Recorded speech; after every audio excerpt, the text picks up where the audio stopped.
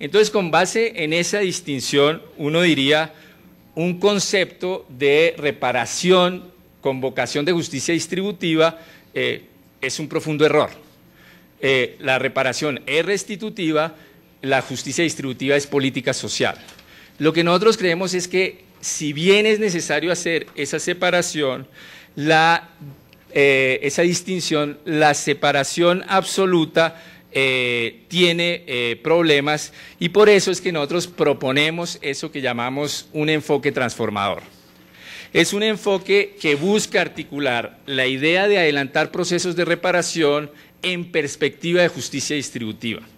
Es decir, que si uno parte de una sociedad, como diría Rawls, bien ordenada, donde hay víctimas, uno repara sin perspectiva de justicia distributiva, porque se supone que eso ya está relativamente solucionado. Pero si uno parte de una sociedad como la colombiana, bien desordenada, entonces el problema de la reparación tiene que articularse a una visión de justicia distributiva. Esa es, digamos, la tesis central que sostenemos.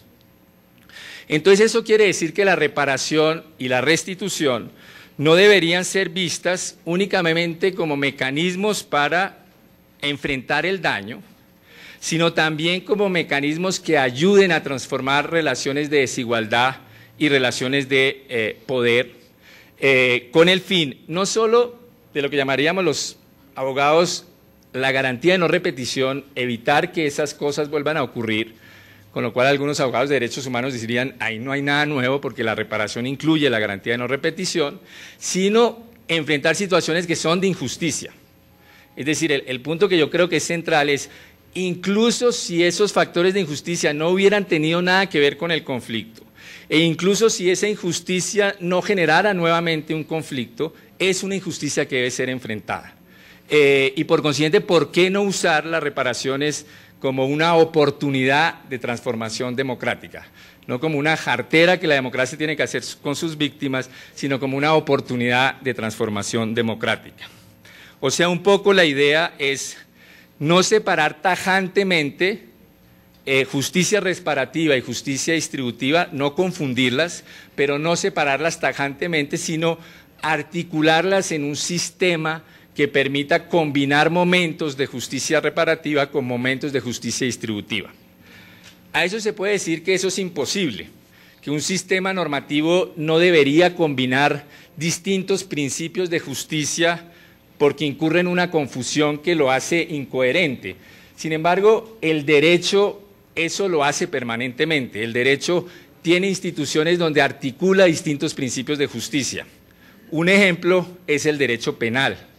En el derecho penal se articulan claramente principios de justicia utilitarios, la noción de prevención general, cuando uno establece la pena, con principios restitutivos, con principios retributivos, la idea de que al que hay que penalizar es al que cometió el delito y con una pena proporcionada a su culpa y a su daño.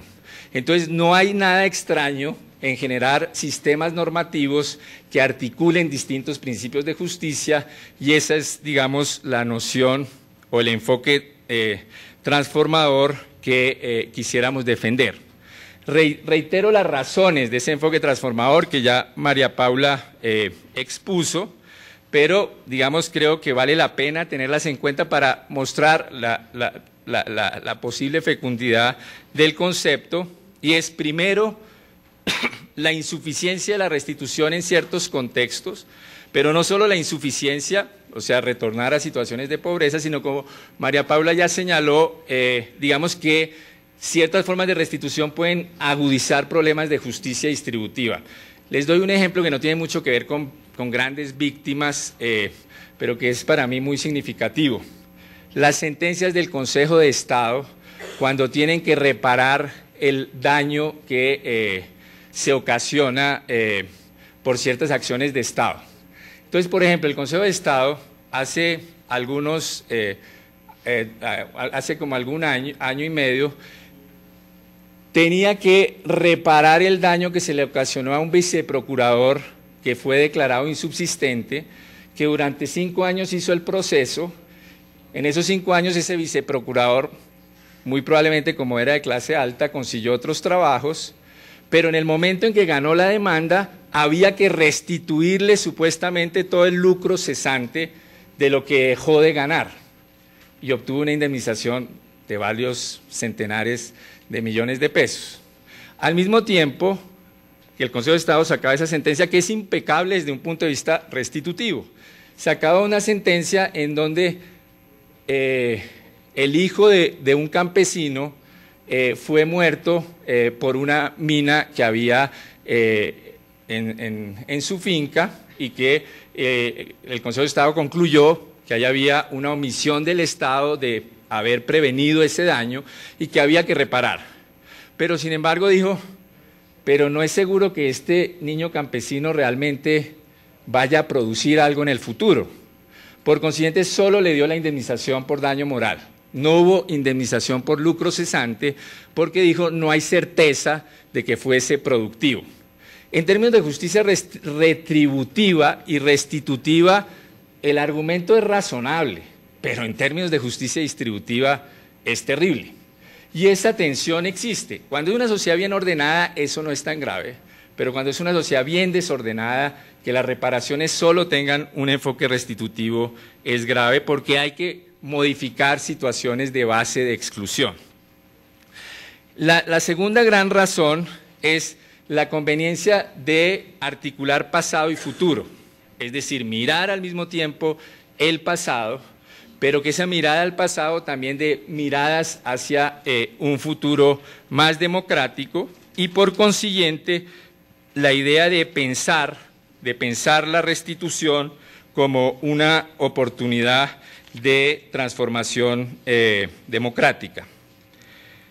Ese enfoque transformador que aquí he defendido y que he mostrado que tiene ejemplos, esa articulación de distintos principios de justicia en un sistema normativo, nosotros creemos que es un enfoque que tiene bases jurídicas. O sea, la base jurídica fundamental hoy de la idea de reparaciones es la idea de restitución, pero que un enfoque transformador podría también tener bases jurídicas, o sea que no es un concepto que echa para atrás el derecho existente, sino que busca reinterpretar ese derecho existente en una clave de transformación democrática.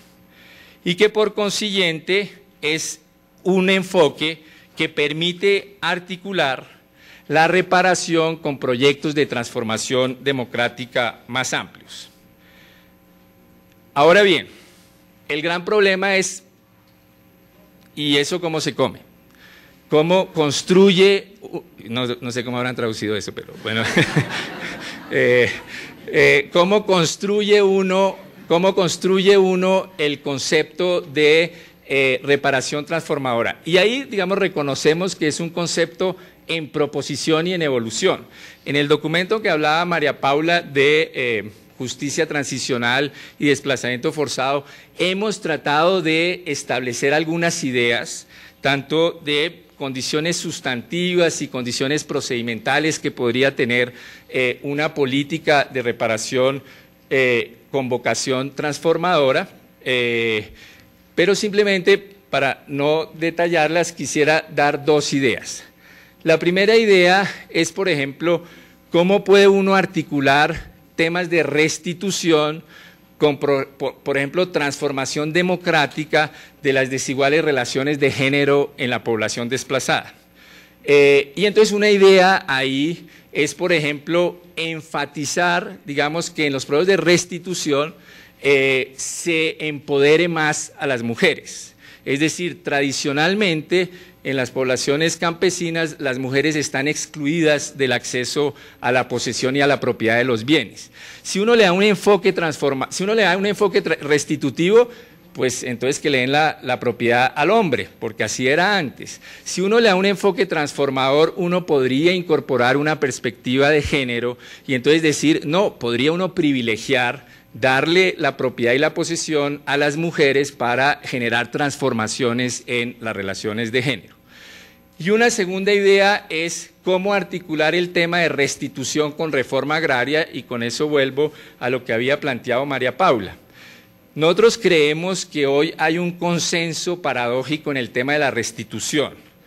Los que somos favorables a la reforma agraria vemos como en la restitución la punta de lanza para volver a hablar de reforma agraria. El gobierno yo creo que ve en la restitución la idea de acabar el tema de la reforma agraria. Es decir, si ya restituimos fue que ya se consolidó la propiedad agraria, ahora ya no discutamos la propiedad agraria. Entonces, si uno le da al debate de la restitución un enfoque transformador, el tema de la restitución tendría que estar articulado a un debate general de reforma agraria. No se confunden, pero resultaría inevitable en la sociedad colombiana intentar articularlos. Y entonces por eso creemos que es un enfoque que tiene bases normativas, que es razonable y que tiene potenciales transformadores. Gracias.